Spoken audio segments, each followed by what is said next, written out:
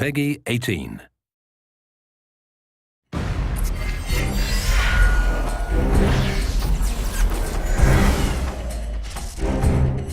ME3 Resurgence pack is an exciting new DLC pack we're offering to all players at no additional charge. It adds 6 new kits, some new races that no one's gotten to play before, 3 new guns, and a bunch of new equipment.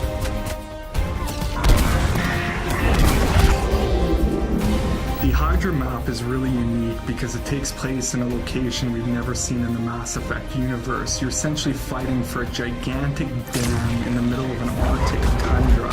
It's a big open space that offers great gameplay for snipers, infiltrators, and vanguards.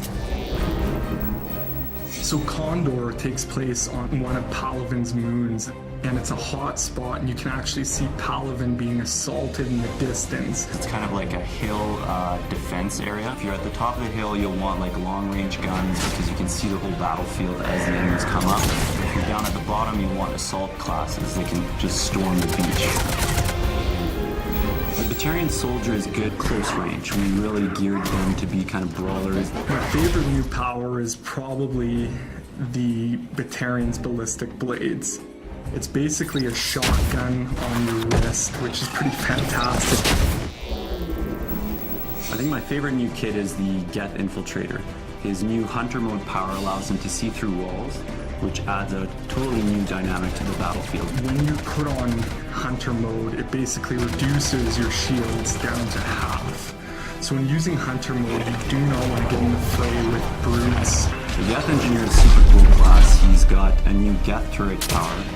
It's similar to the sentry turret power we have, but it actually can heal shields. So anyone who's nearby will have their shields repaired every few seconds, which makes it a really cool defensive power. One of my favorite new powers is the biotic sphere that the Asari Justicar gets. Basically, she'll lay a bubble around the squad, and anyone will get a defensive bonus when they're inside of it, so they'll take less damage. But also, any enemies that come inside it will get biotic effects on them, they'll take more damage. So it's really kind of a tactical power.